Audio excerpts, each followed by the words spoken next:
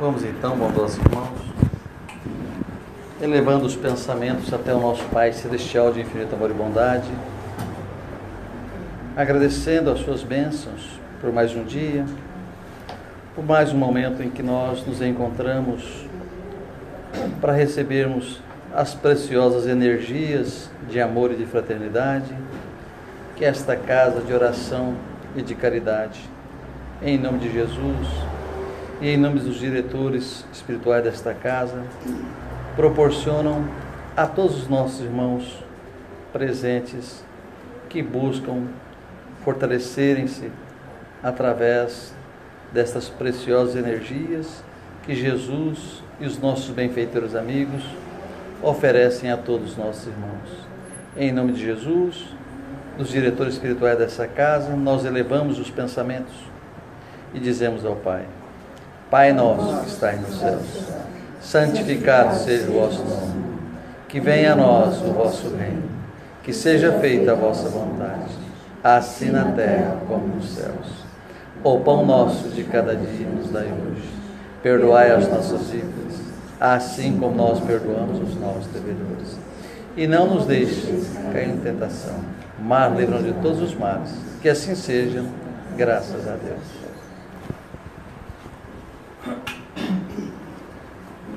Então, graças a Deus, os nossos benfeitores amigos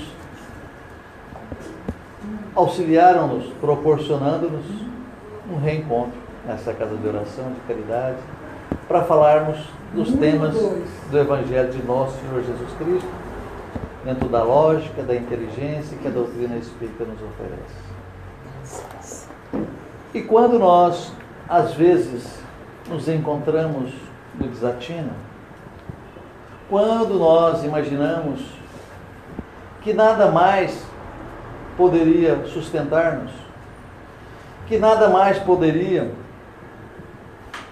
fazer com que nós levantássemos a cabeça, que nós nos sentíssemos fortalecidos, nós fazemos as nossas preces, nós fazemos as nossas orações e percebemos claramente uma ligação entre nós e o mais alto, nosso Pai Celestial,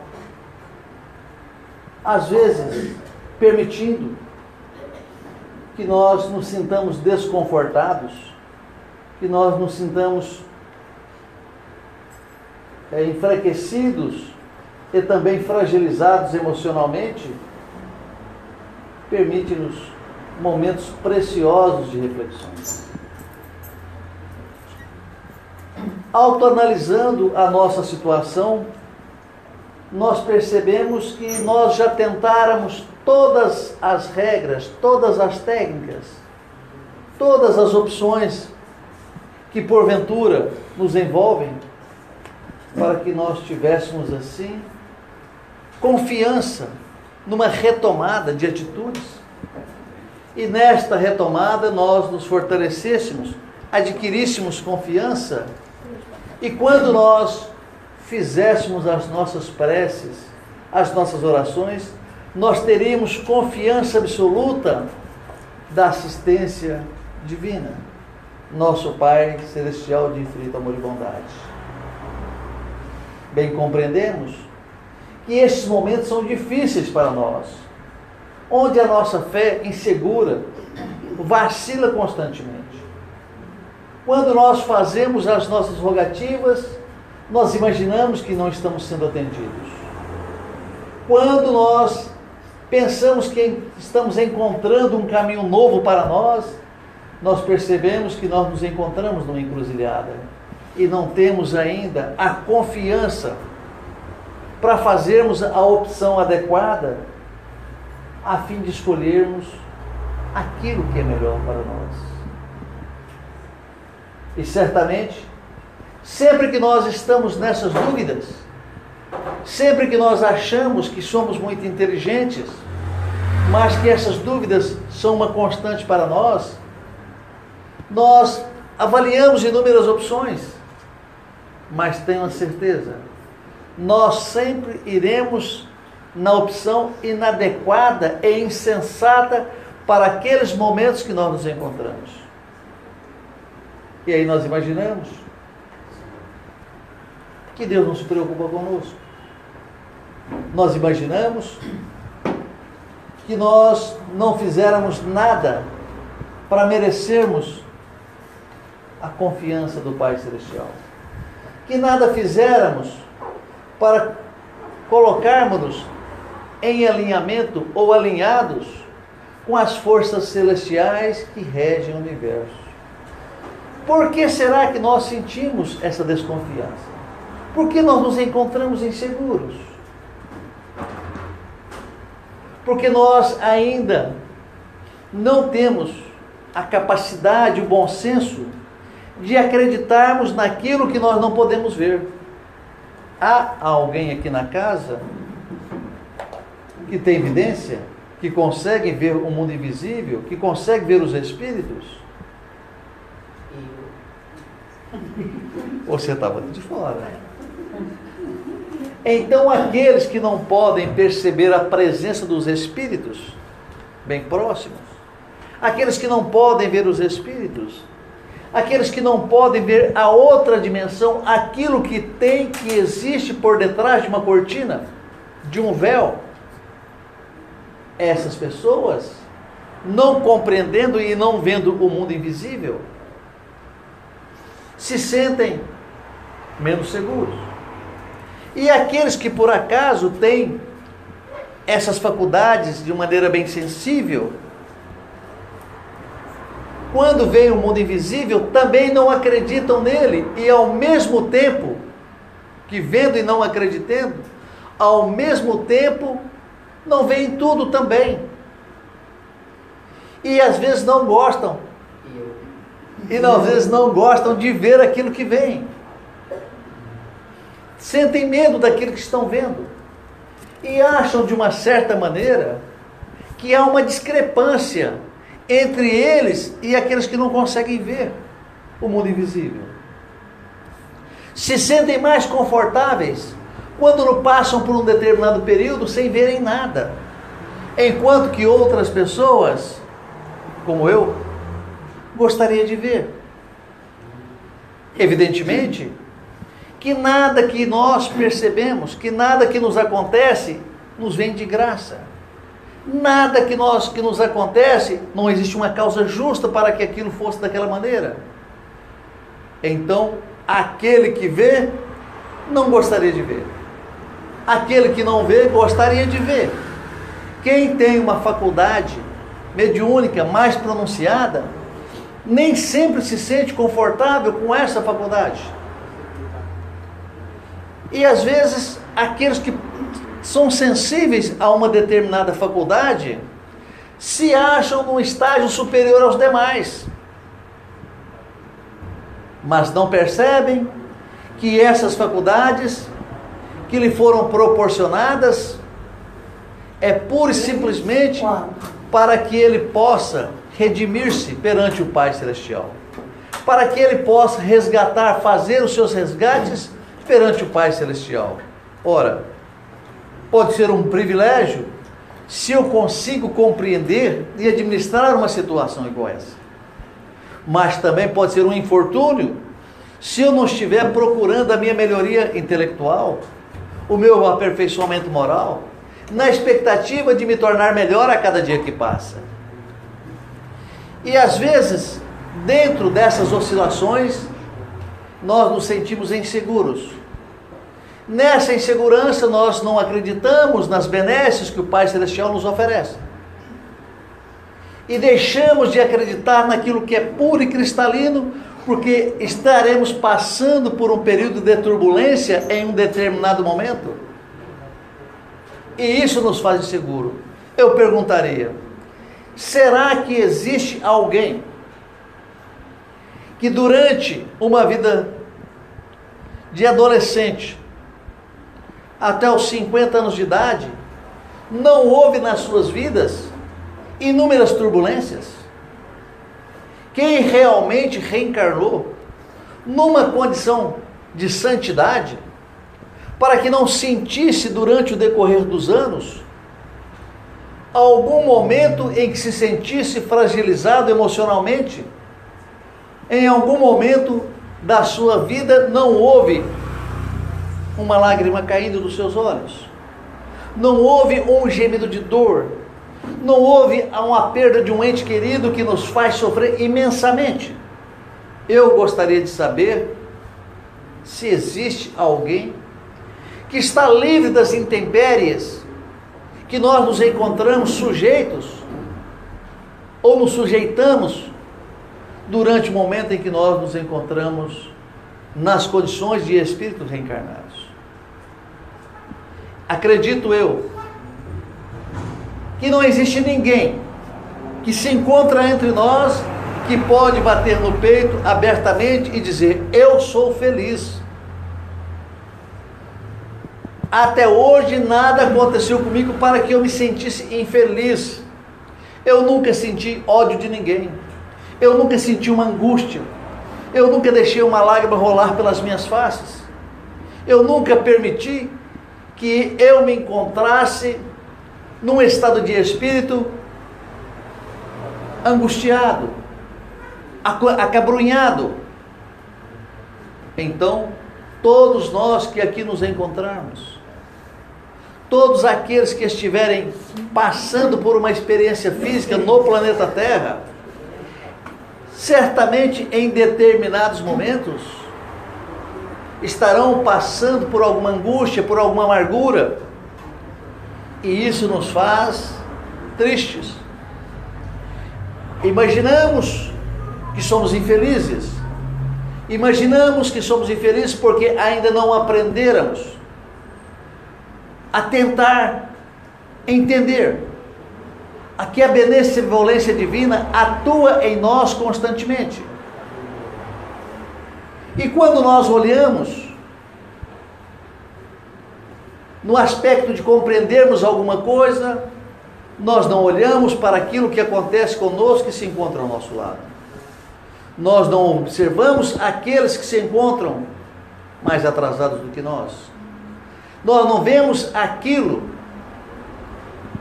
que faz com que nós estejamos em sofrimento dia sim, dia não.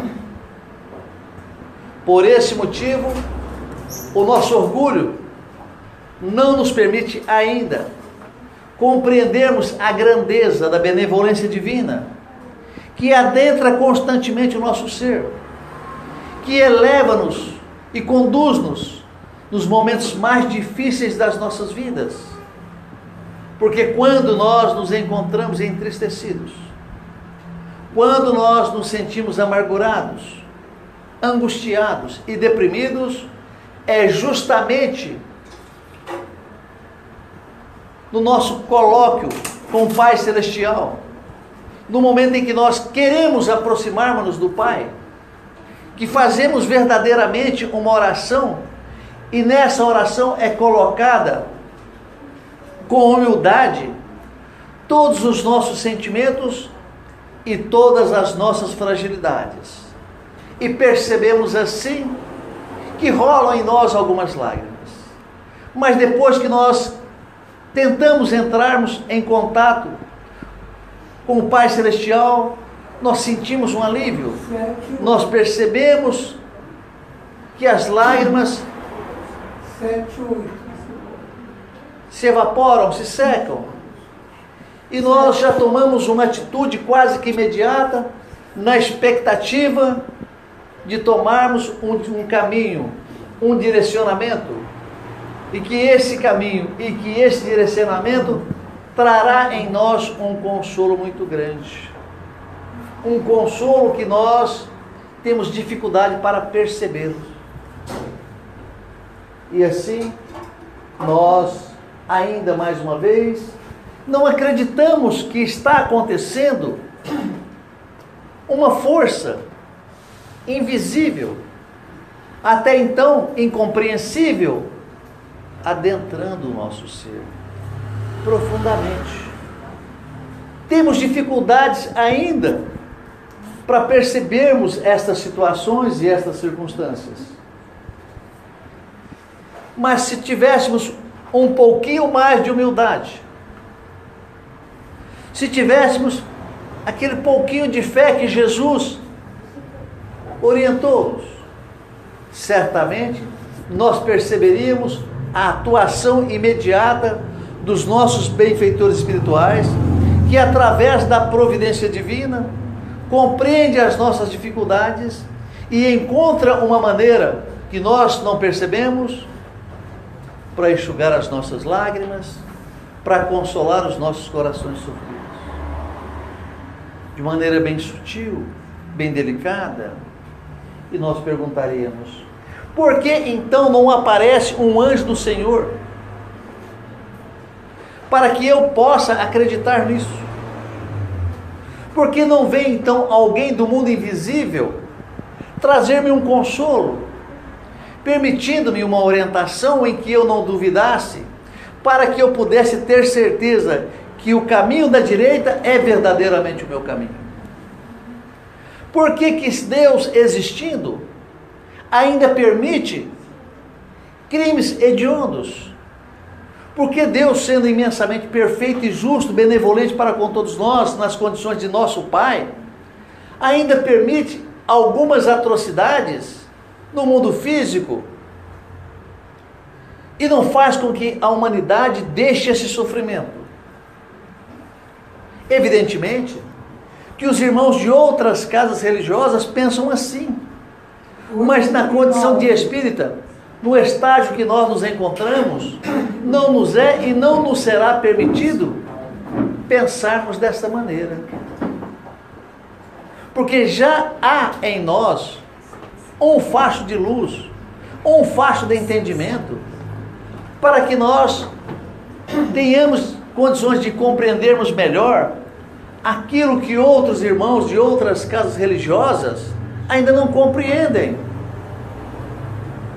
Eu quero deixar bem claro que não estou fazendo uma crítica a ninguém, mas percebemos claramente que a maneira com que a doutrina espírita oferece-nos os esclarecimentos, dentro de um raciocínio lógico e inteligente, faz com que nós tenhamos mais responsabilidade para com os nossos atos, e que nos momentos de dores, de aflições, somos esclarecidos a termos uma moderação, a compreendermos que nada que acontece conosco é um sem motivos, porque compreendemos e acreditamos na providência divina. Nós compreendemos e temos confiança nos nossos anjos guardiões e outros benfeitores que nós, às vezes, temos como espíritos de devoção. E desta maneira, quando nós fizermos as nossas orações mais sentidas, mais sofridas, nós perceberemos que muda o ambiente, que aquele ambiente que estava, digamos, metálico, refratário, muda imediatamente quando nós ganhamos uma consistência no nosso raciocínio, no nosso pensamento, onde de coração sincero nós procuramos um contato imediato com os nossos benfeitores amigos e percebemos a ajuda verdadeira. Mas não vi, a minha fragilidade mediúnica não me permite ser sensível ao ponto de perceber que existe ao meu lado uma presença benevolente, uma presença amiga, um espírito protetor, um anjo guardião que insiste com muito esforço, uma maneira para adentrar os meus raciocínios, a minha caixa mental, para sugerir-me as melhores opções para que eu possa assim caminhar de maneira segura perante aquilo que nós já compreendemos verdadeiramente, que é o nosso único destino. O nosso único destino é aproximarmos-nos a cada dia que passa do Pai Celestial de infinito amor e bondade. Não nas condições pura e simplesmente de frouxidão, mas sim compreendendo que nas condições que nós nos encontramos, no estágio evolutivo que nós nos encontramos, nós compreendemos que ainda derramaremos muitas lágrimas, que nós sentiremos muitas dores, mas também estaremos caminhando com o objetivo de prepararmos-nos para uma nova vida, num novo encontro, um retorno à matéria física, num estágio diferente, e que esse estágio diferente está recebendo hoje aqui no plano físico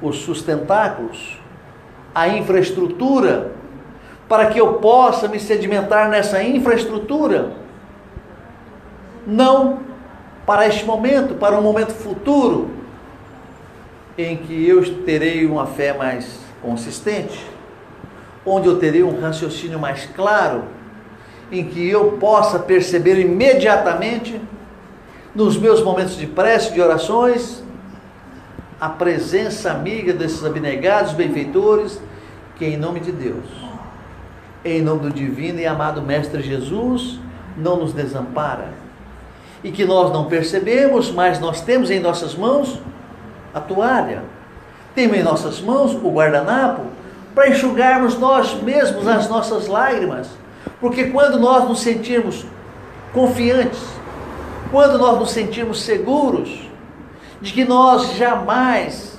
perderemos o contato com o Pai Celestial e os seus abnegados benfeitores, nós não esperaremos que alguém nos traga o lenço para enxugarmos nossas lágrimas.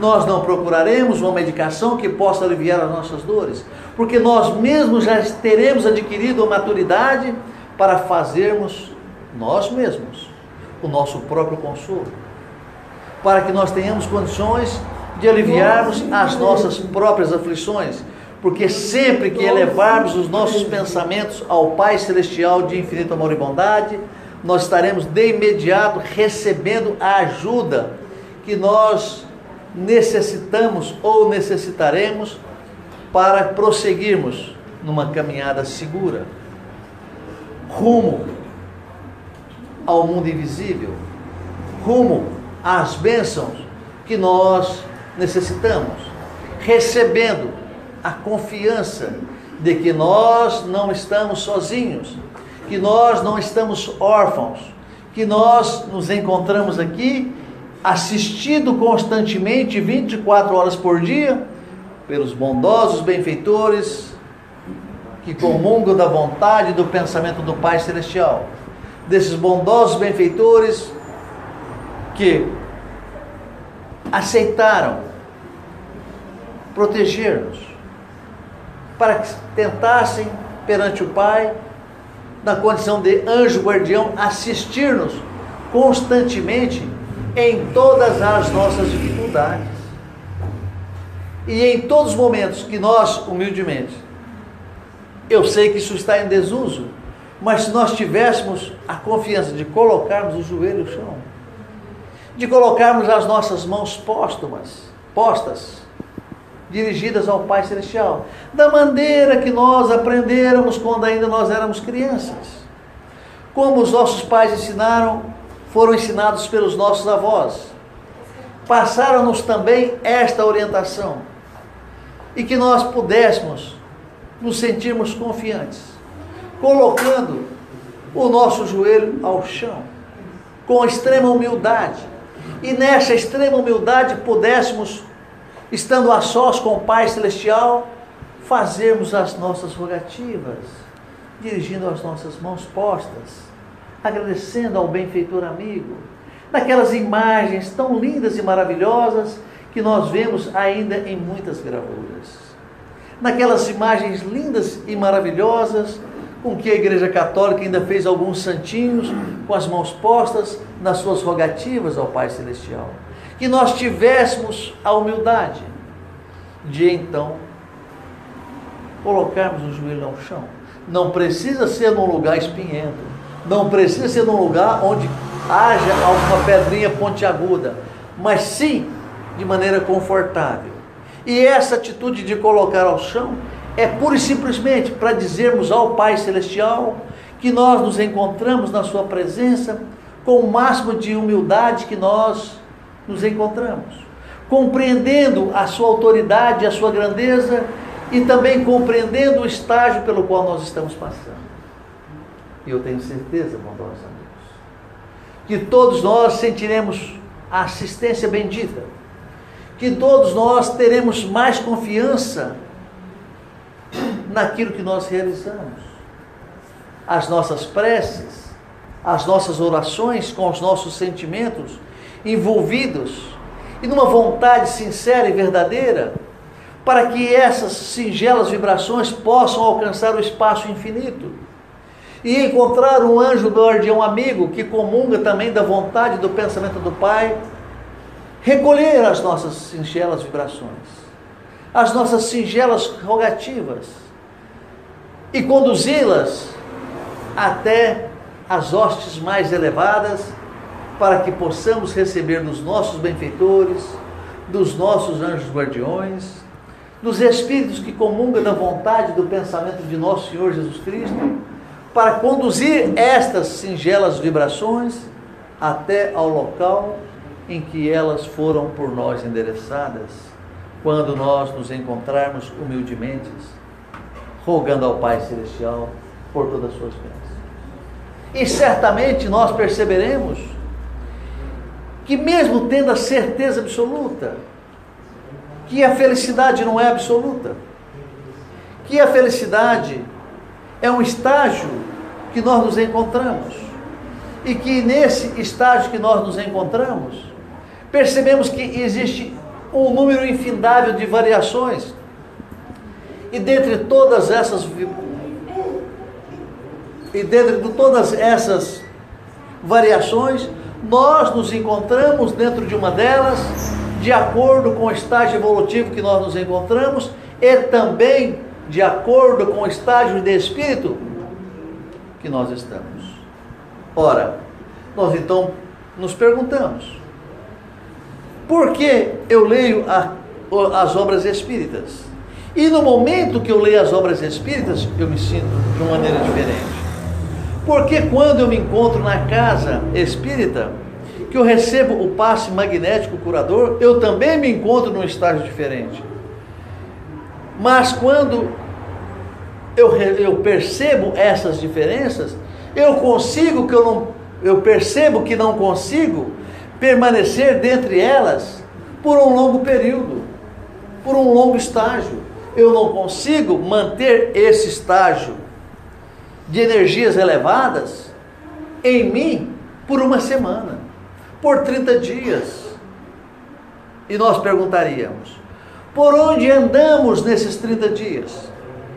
Por onde andáramos nessa semana?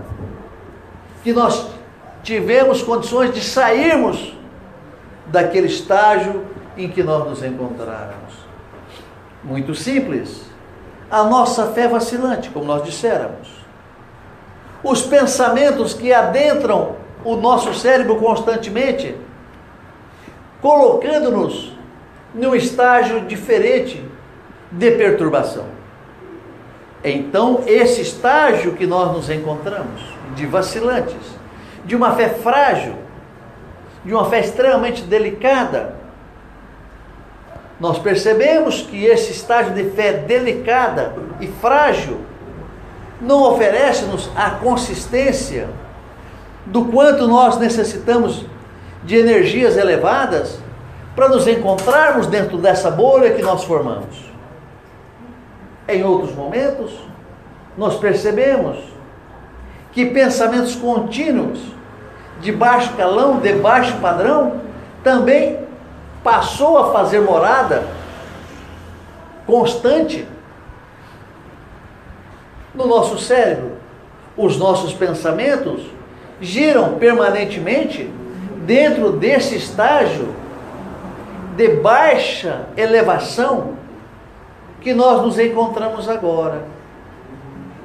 Então eu perguntaria novamente, como é que os meus pensamentos mudaram tanto, negativamente falando, e eu ainda quero permanecer dentro daquela bolha elevada que, graças a Deus, eu havia construído com as energias magnéticas das casas de orações e de caridade, e que eu fiz a minha prece, a minha vibração mental, para me elevar, e consegui assim de uma certa forma me elevar, mas que eu não consegui manter aquele padrão. Um exemplo extremamente singelo: todos os músicos que nós conhecemos dizem que fazer sucesso não é muito difícil, mas manter dentro daquela bolha do sucesso é difícil. É assim que acontece. Nós tivéramos a felicidade de provarmos aquela energia extremamente elevada que nos conduzia às hostes mais elevadas, mas não conseguimos por muito tempo permanecermos dentro dessa bolha,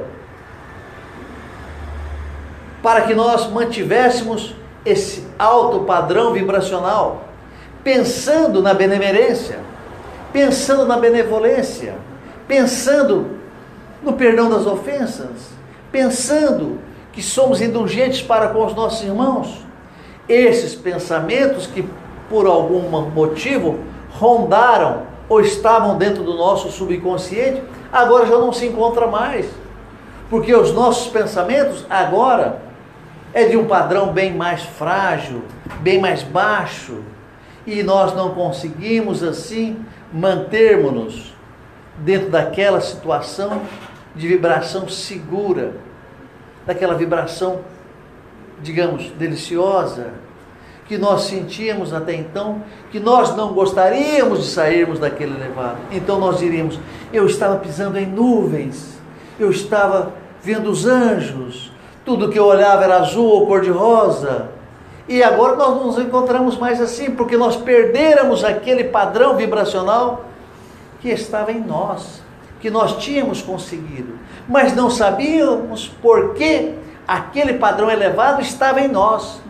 Da mesma forma que nós não sabemos por que os padrões menos elevados agora é uma constante nas nossas vidas. E nós nos procuramos, nós fazemos uma autoanálise.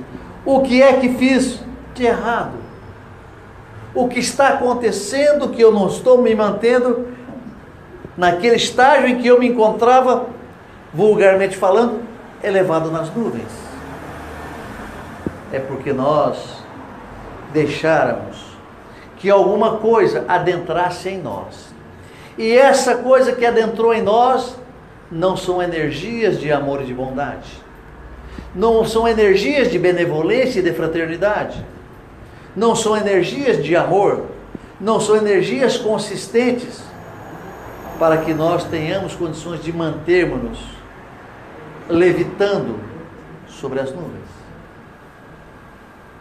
E assim nós compreendemos que nós não nos encontramos nesse estágio, mas isso faz com que nós esqueçamos de Deus, nós esqueçamos dos benfeitores, nós não percebemos que mesmo nos encontrando fragilizados, ainda estamos recebendo uma ajuda profunda, consistente, para sustentar-nos, a fim de não cometermos os mesmos erros, de não fazermos as mesmas besteiras que fazemos constantemente. E assim nós percebemos aos poucos que nós vacilamos na nossa fé, nós desacreditamos de Deus, nós achamos que Ele não existe, nós imaginamos que isso é coisa de história, de pessoas que não têm em que acreditar, pessoas humildes. E eu perguntaria: alguém aqui quer ser humilde? Não, acredito que não, porque nos vem à mente ainda o pensamento que sermos humildes é sermos pobres, é sermos ignorantes, é sermos pessoas sem nenhum esclarecimento, pessoas grosseiras, rudes. Essas pessoas, nós temos isso em nós. Nós não imaginamos que a humildade é uma virtude apreciada pelo Pai Celestial e por todos os nossos benfeitores amigos. onde nos oferecem o esclarecimento, que a humildade tem necessidade de ser uma constante nas nossas vidas. E nós esquecemos assim e imaginamos que nós estamos por cima, ou que nós não estamos agradando ao Pai Celestial. Porque sempre que nós duvidarmos dos seus ensinamentos, da sua grandeza, nós estamos indo para o lado contrário. O lado contrário é aquele que nos distancia do Pai Celestial. Se nós dissermos antes que Deus, o Pai Celestial, é o nosso único caminho, o nosso único destino, eu preciso estar sempre de frente com Ele. Mesmo que lentamente, eu preciso dirigir os meus passos até a sua direção. E sempre que nós duvidarmos de Deus, uma energia desconhecida para nós faz com que nós nos sintamos rebaixados, fragilizados, descrentes. E quando nós nos encontramos nesse estágio, nós somos extremamente vulneráveis. E se nós nos encontramos vulneráveis, eu perguntaria: quem é que estaria se aproximando de nós nesses momentos de extrema vulnerabilidade que nós nos encontramos? Porque para nós desacreditarmos do Pai Celestial, que tem em nós o seu DNA marcado a ferro e fogo na nossa consciência, é porque está acontecendo alguma coisa. Se sempre que nós imaginarmos a grandeza de Deus, mas que nós, num curto espaço de tempo, voltamos às nossas mentes, os nossos pensamentos, para duvidarmos disso, existe algum ser que estaria aproximando de nós de maneira bem sorrateira. Porque onde quer que nós nos encontrarmos, no nosso estágio de vibração, em algum lugar, em alguma parte do universo, alguma força similar vai aproximar-se de nós. Alguma energia em algum lugar do espaço, do universo, ou do nosso próprio orbe terrestre, vai sentir uma afinidade com os nossos pensamentos, com os pensamentos que nós estamos conduzindo às nossas mentes, que nós estamos nos direcionando e caminhando nesse sentido, mesmo que de maneira imperceptível. E assim, irmãos, precisamos nos encontrarmos vigilantes. Precisamos fechar uma questão extremamente importante para nós. No exercício diário e constante de fortalecermos a nossa fé e acreditarmos ao Pai Celestial todas as nossas bem-aventuranças, ou todos os momentos que nós nos encontrarmos felizes, agradecermos ao Pai por essa felicidade. E todas as vezes que nós nos encontrarmos menos felizes, que nós tenhamos condições de compreendermos e também direcionarmos o nosso pensamento em rogativas ao Pai, de maneira humilde, procurando compreendermos onde é que nós estamos saindo dos trilhos. Quais são os pensamentos que constantemente assolam-nos a mente para tirar-nos deste caminho elevado de preces e rogativas dirigidas ao Pai Celestial, com muita fé, com muita vontade, tendo a confiança absoluta que nós somos criados por um ser extremamente bom e justo, que nós somos criados por um ser de extremo amor e de extrema sabedoria. E se nós procurarmos no nosso vocabulário, nós não encontraremos a palavra superlativa adequada para que possamos expressar tudo isso que nós estamos querendo dizer agora. E assim, nós poderíamos, de uma certa maneira, fazermos um ensaio de uma prece, de uma oração. O que é que vocês gostam mais de rezar, de orar? Qual é a oração? A oração dominical? Aquela que Jesus nos ensinou? Se nós fizermos uma observação nas suas palavras, naquilo que essa profundidade, na profundidade das palavras, que essa oração recebe quando é pronunciada, nós imaginamos ainda o quanto nós estamos distantes do Pai Celestial. Porque nós dizemos, Pai nosso que estás nos céus. E quando nós dizemos Pai nosso, o que nós entendemos?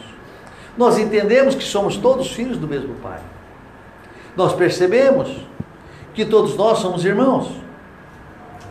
E desta maneira é justo que nós, compreendendo que temos o mesmo DNA, compreendemos que somos todos filhos do mesmo Pai, nós ainda queremos lesar o nosso semelhante, enganarmos os nossos irmãos, passar-lhes uma rasteira, vulgarmente falando. É isso que nós queremos? Enganá-los? Que tipo de fraternidade nós estamos imaginando neste momento para que estejamos pensando, arquitetando um plano para lesarmos o nosso irmão, o nosso semelhante? Será que as amarguras e as dificuldades que ele esteja passando na nossa presença não é uma oportunidade que o Pai Celestial está nos oferecendo para que nós tenhamos condições de auxiliá-lo dentro do mínimo possível que nós poderíamos fazer? E por que nós dizemos o mínimo? Porque sabemos que não podemos oferecer o máximo de nós, porque ainda somos egoístas. Mas também compreendemos que esse mínimo já é um primeiro passo, e esse primeiro passo já é imensamente importante para todos nós. E nesse momento que nós glorificamos ao Pai numa rogativa sincera e verdadeira, nesse momento dessa rogativa sincera e verdadeira, nós perceberemos que há um exercício, e esse exercício certamente fortalecerá em nós a nossa fé. Ao mesmo tempo que fortalece a nossa fé, nos dando força e coragem para prosseguirmos, nós temos a certeza absoluta que estamos fazendo uma glorificação ao Pai. Por outro lado, nós também questionamos essa situação. Por que o Pai Celestial se sentiria feliz em ser glorificado pelos seus filhos menos esclarecidos? Pelos seus filhos mais sofredores, mais ignorantes? Porque aqueles que já são bons, aqueles que se melhoraram no decorrer dos milênios, já se encontram à direita do Pai. E o Pai Celestial aguarda de nós, sofredores, naquele momento do nosso despertamento, do nosso despertar, é para o Pai Celestial um momento de muita felicidade, embora Ele é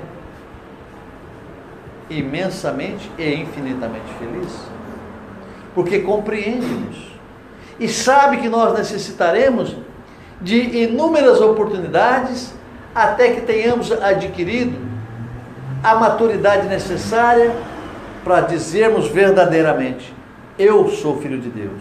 Até entendo que Ele é meu Pai, mas até então não me tornei seu filho, porque ainda não faço a sua vontade. E nessa glorificação, teria o Pai Celestial necessidade de se sentir glorificado pelos seus filhos mais sofredores, mais ignorantes, menos esclarecidos? Que vantagem ele teria de se sentir glorificado por pecadores, digamos assim? Ora, a sua felicidade é justamente pelo fato de estar fazendo com que haja em nós uma recuperação espiritual em nós. Há uma certa passagem e nós percebemos que muito ilustra essas circunstâncias. o grande apóstolo de Sacramento, Eurípides Barçanufo, no momento em que ele dormia, ele sentiu que estava deixando a matéria física e se elevando. Não nos foi citado o benfeitor que o conduzia até então em direção ao espaço infinito. E ele foi se distanciando da matéria física, foi se distanciando, e que em um determinado momento ele olha para o seu corpo e percebe o bem distante, bem pequenino. Ao mesmo tempo que ele percebe na sua distância, vindo na sua direção, um foco intenso de luz. Muita luz. E à medida que ele se aproximava desse foco, e esse foco se aproximava dele, essa luz brilhava mais. E ao fato dessa luz brilhar, ele foi percebendo que aquela luz magnífica se transformava numa imagem. E ele percebe que essa imagem era de nosso Senhor Jesus Cristo. E ele sente se aproximar e começa a se aproximar, mas que chega num determinado momento que ele não sabe, mas que ele não consegue mais se aproximar. E respeitosamente se encontra a uma determinada distância, sem que não lhe fosse imposto nada, mas em si, o seu ser, sente que ele está diante de uma grandeza, digamos assim, incalculável. Uma grandeza que estava fora do seu entendimento. Ele quer se aproximar, mas não consegue.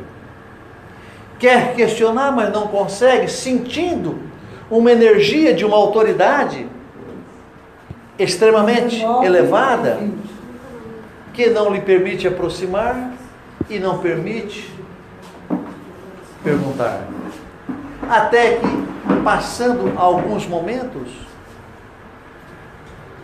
ele se sente de uma maneira mais liberta, mais próxima, e mentalmente dirige ao Divino Mestre Jesus uma pergunta, porque ele percebe que Jesus está deixando suas lágrimas rolando. E ele pergunta: mestre, por que choras? Ele não obtém resposta. Senhor, está chorando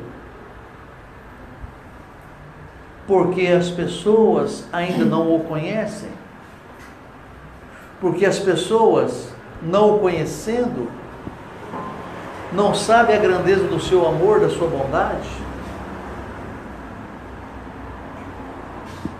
De repente, nosso Senhor Jesus Cristo levanta o rosto e olha para ele. Não chora por aqueles que não conhecem o meu Evangelho.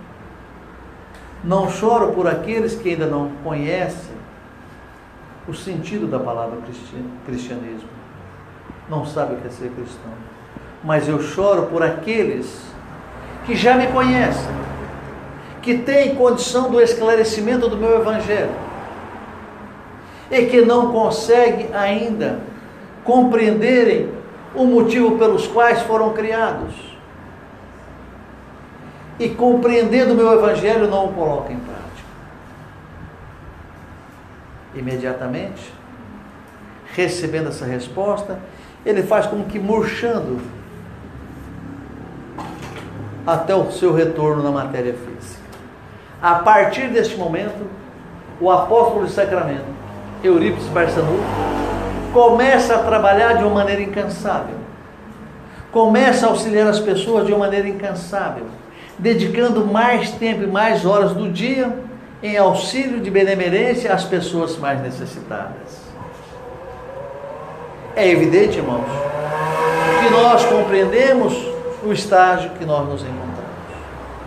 E seríamos muito injustos para conosco mesmos se nós tentássemos realizar de maneira constante e árdua que os grandes tarefeiros da seara de nosso Senhor Jesus Cristo realizaram as suas tarefas de apostolado aqui no plano físico. Nós compreendemos que as nossas forças nos faltam. Nós compreendemos isso. Mas, certamente, poderíamos realizar um pouquinho a mais do que isso que nós estamos realizando. Que nós poderíamos dar de nós um pouco mais do que temos dado. E, evidentemente, que a partir do momento que fizéssemos o primeiro exercício, nós nos encontraríamos robustecidos na nossa fé, que agora já é inteligente, já é raciocinada, mas que se encontra frágil, porque nós não exercitamos essa fé. E poderíamos fazermos um pouco mais daquilo que nós estamos fazendo. A nossa irmã Corina Novelino escreve alguma coisa sobre Eurípides Barçanufo. E naquilo que ela deixou psicografado para nós, ela recebeu uma mensagem psicografada, e que nessa mensagem psicografada, nessas mensagens psicografadas, ela elaborou um livro. Levou muitos anos para editar esse livro, até que ela recebeu o aval do Chico para que pudesse editar esse livro. Evidentemente que não haveria necessidade desse aval, mas não sabemos por que motivos ela não fez isso o mais rápido possível, assim que a obra estivesse terminada. E neste livro ela relata que o apóstolo de Sacramento, Eurípides Barçanufo, foi o primeiro mártir do cristianismo, a primeira pessoa que morreu em nome de nosso Senhor Jesus Cristo, quando ele ainda era uma criança, Jesus. Que ele conheceu Jesus quando Jesus deveria ter uns 12, 13 anos, ou às vezes até um pouquinho mais, um pouquinho menos, e que a partir de então compreendeu, dentro da sua maturidade espiritual, a grande elevação daquele adolescente, digamos assim, que ele teve a felicidade de conhecer, e que passou a adotar, durante toda a sua atividade, aquilo que aprendera com Jesus num curto espaço de tempo que ele conheceu Jesus. Havia uma pessoa enferma e o Eurípides Barçanufo curou essa pessoa. Curou não, ele estava tentando curar essa pessoa, até que Jesus se aproxima, numa casualidade, nós sabemos que ela não existe, mas digamos assim, que foi uma casualidade, e que nessa casualidade Jesus chegou até onde ele estava e realizou a cura que ele estava tentando realizar. A partir daí, ele se tornou o primeiro mártir do cristianismo. O primeiro mártir a realmente desencarnar, porque não conseguiu abjurar, não conseguiu renegar aquilo que ele aprendera com Jesus. De imediato ele presta um testemunho destas circunstâncias e, baseado neste testemunho de alta fidelidade, ele se encontra condenado e morre como o primeiro mártir do cristianismo. Ora, não pedimos isso para nós. Sabemos que as nossas forças não chegam a tanto, que o nosso amadurecimento espiritual é extremamente infantil. Mas precisamos quebrarmos os elos desta corrente que nos aprisiona, libertando-nos dessas algemas, dessas amarras, para fazermos alguma coisa mais do que temos feito. Evidentemente que as nossas necessidades no mundo em que nós vivemos ainda exigem de nós um esforço muito grande no plano material. E desta maneira, nós ficamos inconstantes. E nesta insegurança, nós perdemos muito do nosso potencial para realizarmos alguns procedimentos que certamente permitiriam realizarmos um pouco mais do que temos feito. E assim nós fazemos a nossa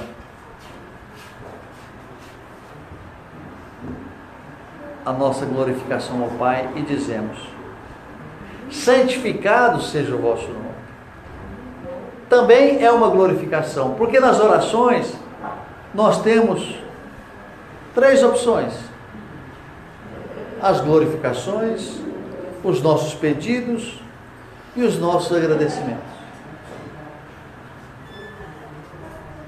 E nós temos ouvido de alguns irmãos que dizem: eu só rezo agradecendo. Sim, agradecermos ao Pai Celestial, compreendendo as benesses que nós recebemos todos os dias, a ajuda constante dos nossos benfeitores, amigos. Ora, é muito bom compreendermos isso, e que mesmo que as lágrimas estejam nos nossos olhos, e mesmo que nós estamos ouvindo os nossos próprios gemidos, nós devemos agradecer ao Pai, porque sabemos que neste momento nós nos encontramos no estágio de missão cumprida, de libertação. E nós não pediremos para que afaste de nós esse cálice, porque esse cálice nós deveremos bebê-lo, para que saiamos e cumpramos com os projetos e planos que foram elaborados enquanto nós nos encontrávamos no mundo invisível antes do nosso reencarne. Mas mesmo assim, nós gostamos de fazermos gracinhas quando nós nos encontramos nos bares, nos botequins, ou numa roda de amigos piadistas, brincando com coisa séria, perdendo respeito com coisa séria, quando fazemos piadinhas de mau gosto em relação aos nossos benfeitores amigos, aos nossos anjos guardiões, aqueles santos que temos de devoção, porque são espíritos superiores também, elevados. Evidentemente que muitos deles ainda choram até hoje pelo fato de serem canonizados, e humildemente eles reconhecem que não teriam as virtudes para serem canonizados. Eles não se sentem confortáveis com algumas situações. Então, se você disser que eu sou a melhor pessoa deste mundo, eu vou pensar 2 coisas: ou que você está ironizando, tirando um sarro em mim, ou eu vou ter o orgulho suficiente para achar que eu sou. Ora, se eu tiver bom senso, eu sou e que eu não sou essa pessoa. E se alguém quiser que eu passe por aquilo que eu não sou verdadeiramente bem, eu não vou me sentir. Não me sentirei bem, sabendo que eu não sou aquilo que dizem que eu sou. Porque quem me conhece mais do que eu? Então, espíritos de extrema envergadura não se sentem bem quando são canonizados, porque eles humildemente compreendem que não estão à altura daquilo que seus admiradores ali estão falando a seu respeito. E nós ainda fazemos brincadeiras de mau gosto, piadinhas, envolvendo os nomes dos nossos benfeitores, Jesus Cristo, o Pai Celestial e os nossos anjos guardiões. E depois nós fazemos um pedido: que venha a nós o vosso reino. Nos sentimos tão frágeis, tão inseguros, que pedimos ao Pai para trazer até nós o nosso reino, ao invés de esforçarmos um pouco mais para que possamos caminhar nessa direção de adentrarmos o reino de Deus. Jesus nos esclarece bem e nos diz que o reino de Deus está dentro de nós, mas nós acreditamos. Mas o Allan Kardec ensina-nos a retirá-lo de dentro de nós com ação, com discernimento, com um trabalho constante e perseverante, fortalecendo a nossa fé, dando robustez e confiança a essa fé, sempre que nós nos esclarecermos. Sempre que nós buscarmos o esclarecimento, nós estaremos fortalecendo a nossa fé, porque sabemos porque passamos por determinadas circunstâncias. Se ora estivermos passando por um bom momento, nós compreendemos que a benevolência divina permitiu-nos a tranquilidade e a compreensão deste momento feliz. Se nós estivermos enxugando as nossas lágrimas e dos nossos familiares, nós também compreendemos que existe um motivo sincero e verdadeiro para que isso possa estar ocorrendo. E também agradecemos ao Pai. Mesmo assim, nós fazemos as nossas rogativas e pedimos ao Pai que venha a nós o vosso reino. Mas precisamos nos esforçarmos para caminharmos na direção do seu reino, como Kardec nos ensina, com ação, discernimento, trabalho e amor. Façamos isso e nós perceberemos que os momentos sofridos e difíceis das nossas vidas desaparecerão, porque não teremos tempo de ficarmos lastimando as nossas dores, de ficarmos lastimando pelo aquilo que nos ocorre constantemente, para que nos sintamos, digamos assim, como vítimas desse teatro, como vítimas constantes do teatro das nossas vidas, em que nós somos, ao mesmo tempo, palhaços, atores, vilões e vítimas, ao mesmo tempo que queremos ser o mocinho. Vejam, não é difícil compreendermos essas coisas. É bem verdade que é difícil colocá-las em prática, mas não é difícil a compreensão. Eu sei que nós todos aqui neste momento estamos pensando que ao deixarmos o plano aqui da casa espírita, que sairmos no portão, nós colocaremos tudo isso em prática. Mas enquanto nós estivermos caminhando para os nossos lares, nós vamos deixar essa vontade passar. E quando for na próxima quarta, nós estaremos praticamente falando de temas semelhantes, ou dos mesmos enfocando de uma maneira diferente, e voltará em nossa mente que nós vamos aplicar tudo isso no exercício do nosso dia a dia, de sermos melhores a cada momento. E se realmente nós nos sentimos amparados e fortalecidos, que tenhamos condições de darmos o primeiro passo. Não, esse lado aqui é o lado contrário, é esse lado aqui que me leva para o caminho. Esse é o caminho que eu tenho que seguir em direção ao meu Pai Celestial de infinito amor e bondade. E que seja feita a sua vontade, assim na terra como no céu. Nós estamos sempre desobedecendo às suas leis. Nós nos encontramos sempre desobedientes em relação às leis divinas. Nós não nos contentamos em sermos desobedientes às leis dos homens. Quando nós percebemos claramente, essa lei não pega, essa lei pega, essa lei não pega, essa lei pega. Porque somos desobedientes por nossa própria natureza e pela nossa própria fragilidade e pelo próprio estágio evolutivo em que nós nos encontramos dentro dele. Então nós somos desobedientes porque somos desobedientes e papo final, né? Porque somos desobedientes. É um hábito nosso. A nossa falta de esclarecimento coloca-nos como desobedientes constantemente das leis, sejam as leis da providência divina, sejam as leis elaboradas pelos nossos congressistas. E quando nós falamos das leis da providência divina, o que é que nós imaginamos? O que é que nós nos lembramos? Nós nos lembramos de Moisés, no Monte Horebe, na península do Monte Sinai, recebendo as tábuas das leis. Moisés que conduzia aquele povo turbulento, que sobe até o Monte Horebe e volta com as placas de uma psicografia direta recebida pela espiritualidade, cravada na rocha a ferro e fogo.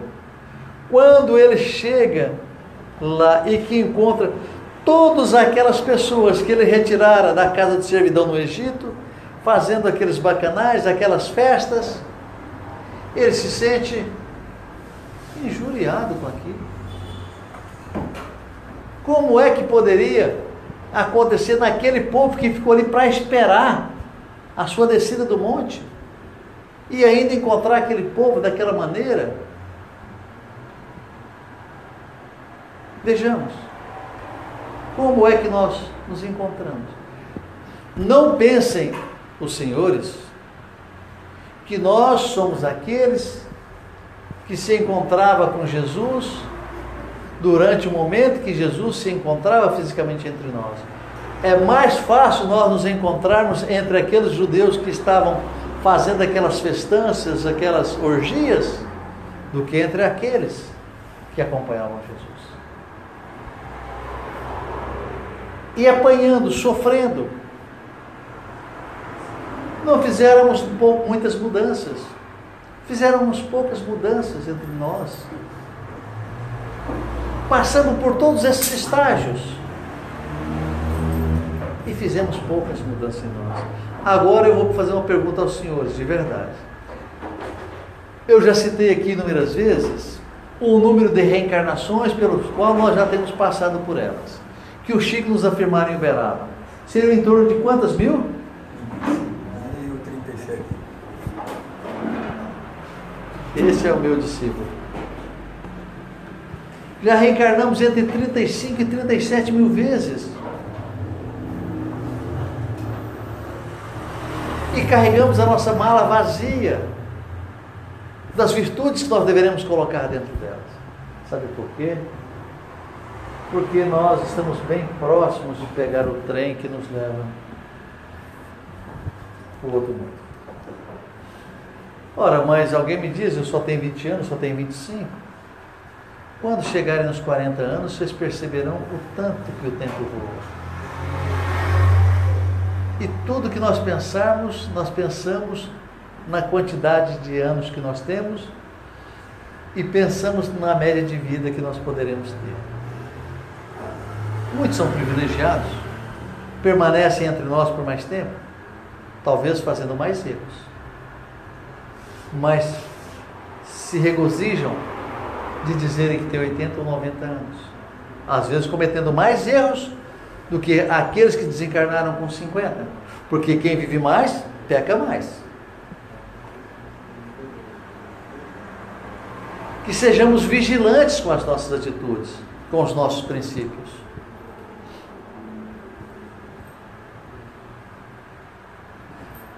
E nós pedimos ao Pai, o pão nosso de cada dia, Senhor, nos dai hoje. Ora, nós queremos ganharmos o pão de cada dia, todos os dias. E nós não nos contentamos apenas com o pão. Nós queremos ter um guarda-comidas. Queremos ter um refrigerador para estocarmos ali a comida do ano seguinte. Aí nós nos lembramos daquela parábola que nos dizia: regala-te, meu espírito, porque você poderá estocar comida por muitos anos. Vou destruir os meus celeiros, vou construir os maiores, para que minha alma possa regalar-se e viver arregalada de tanta comida. Aí nos vem aquela orientação: ainda hoje mesmo recolherei a sua alma.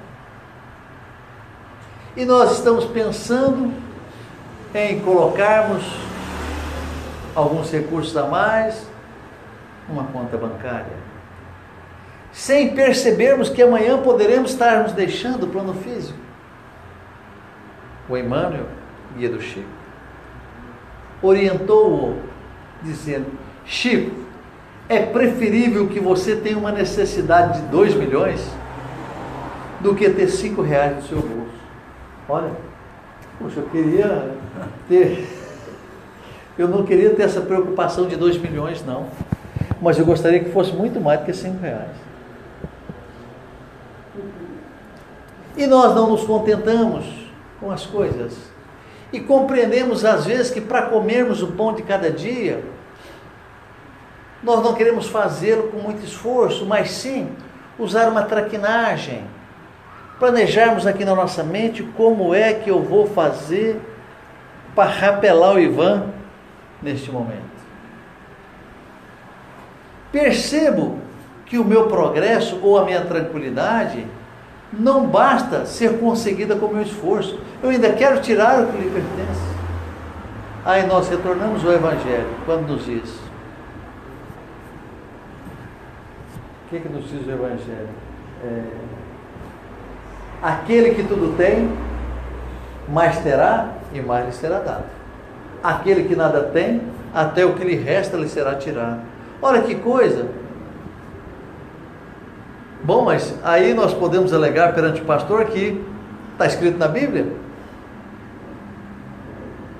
Mas compreendemos que esta situação, transferindo-a para o mundo físico, o mundo material, nós deveremos imaginá-la de maneira diferente. Porque certamente o sentido que Jesus queria dar a estas frases não é essa que nós estamos sugerindo neste momento. Mas compreendermos que aquele que nada tem, não lhe deve o que tem ser lhe retirado, mas sim acrescentado.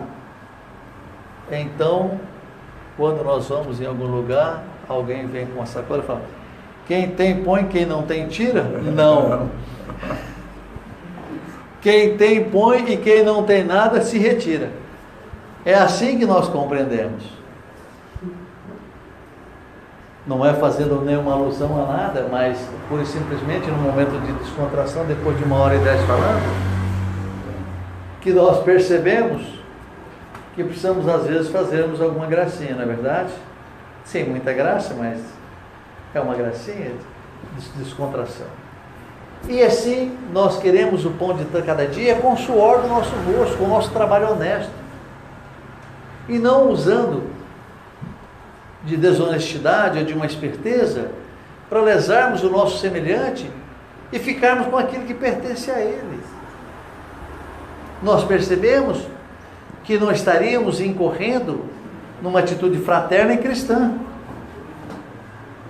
É claro em nós. E assim nós dizemos: perdoai as nossas dívidas, assim como nós perdoamos os nossos devedores.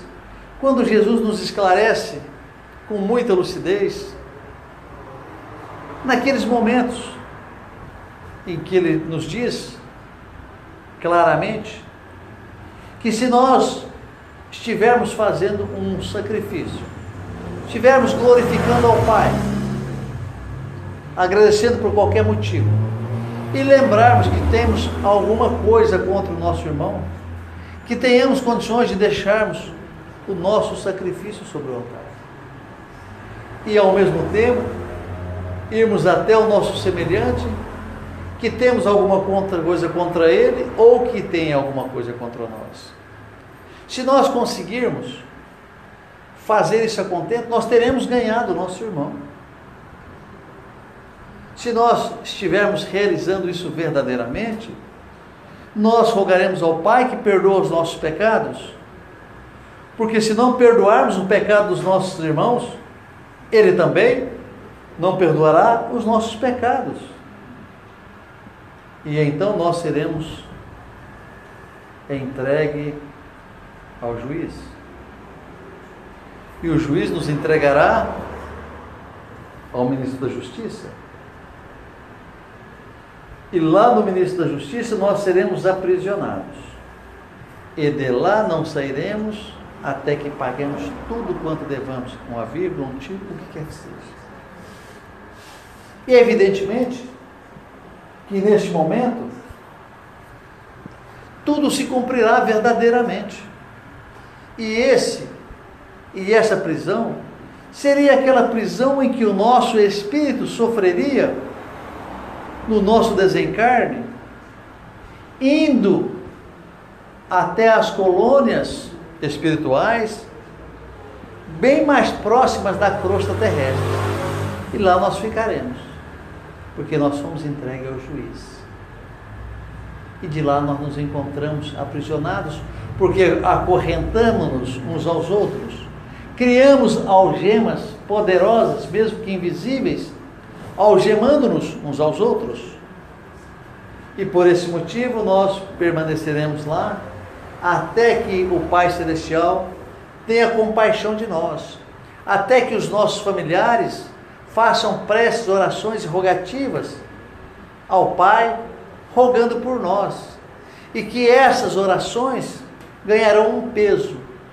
E que nesse peso que elas ganham só nos permite o quê? Arrependermos-nos das nossas atitudes. E quando arrependemos-nos, ganhamos uma consciência. E quando ganhamos uma consciência, nós falamos: meu Deus, me perdoa. Sentiremos que haverá uma mudança magnética, vibracional, no nosso entorno. E quando nós pronunciarmos essas palavras verdadeiramente com os nossos sentimentos modificados, o Pai Celestial enviará-nos imediatamente o socorro que nós estivermos necessitando. E dentro desse socorro que nós estivermos necessitando, nós ganharemos uma consciência e seremos levados para os lugares de tratamento que nós necessitarmos, de acordo com o estágio que nós estivermos. Agora eu perguntaria: não seria bem mais fácil fazermos as nossas lições de casa desde o momento que nós chegamos na escola, ao invés de fazê-la no momento que está começando a aula? Não deveremos nos prepararmos antes, em sermos previdentes? Em sermos previdentes? Que sejamos então previdentes, que não deixaremos para fazermos as nossas lições quando a aula estiver chegando, quando nós estivermos entrando na classe, porque não dará mais tempo. Mas se nós sairmos da escola, levarmos esse exercício para realizarmos em casa, e lá, na tranquilidade que nos é oferecido pelas muitas horas que teremos para entregar esses trabalhos, essas lições, e tivermos condições de raciocinarmos melhor, faremos também um trabalho melhor. E fazendo um trabalho melhor, receberemos a visita dos nossos benfeitores amigos, que não nos permitirão as algemas invisíveis que nos prendem com os nossos desafetos, com os nossos irmãos, que querem de uma certa maneira afundarmos cada vez mais no chão. E assim, bondosos irmãos, muito agradecido pela paciência e tolerância de todos os irmãos aqui presentes, por este momento em que nós fortalecemos entre nós as nossas afeições, tendo certeza absoluta que elas se fortalecem a cada dia que passa. E eu gostaria que todos vocês, se eu desencarnar primeiro, que pudessem fazer as suas rogativas ao Pai, pedindo para que me socorra, para que me ampare, a fim de que eu ganhe uma consciência, a fim de que esse arrependimento seja uma coisa natural no meu ser, e eu receba a presença amiga dos meus espíritos familiares, permitindo que eu seja assistido nas casas de tratamento, na colônia em que eu me encontrar. Que assim seja, graças a Deus.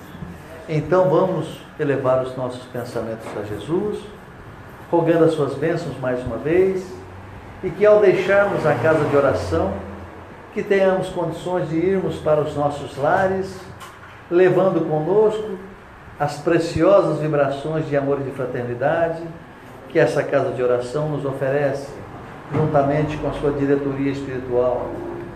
Bondosos tarefeiros da seara de nosso Senhor Jesus Cristo, a quem nós queremos, de alguma maneira, angariarmos a sua simpatia, tornando-nos afins com as suas ideias, com os seus pensamentos e com a maneira fraterna para nos colocarmos perante aos nossos irmãos, aos nossos semelhantes. E assim, elevando os nossos pensamentos e agradecendo a Jesus e rogando permissão para proferirmos a oração que carinhosamente nos ensinaste. Pai nosso que estás nos céus, santificado seja o vosso nome. Que venha a nós o vosso reino. Que seja feita a vossa vontade, assim na terra como no céu. O pão nosso de cada dia, Senhor, nos dai hoje. Perdoai as nossas dívidas, assim como nós perdoamos os nossos devedores. E não nos deixe, Senhor, cairmos nos entregas tentações, mas livra-nos de todos os males. Que assim seja, graças a Deus. Então, como nós disséramos nos dias anteriores a essa data de hoje, que nós fotografamos a todos os irmãos aqui com as nossas retinas e que na próxima quarta-feira